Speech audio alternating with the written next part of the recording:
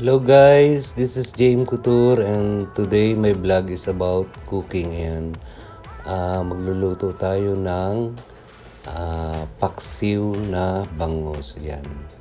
Pasensya na kayo, hindi naman ako masyadong magaling magluto pero yung ituturo ko sa inyo ay paksiw ng mga Katagalugan. Taga Bulacan ako, so nakikita ko sa mother ko ganun yung pagpapaksiw nila. Yan.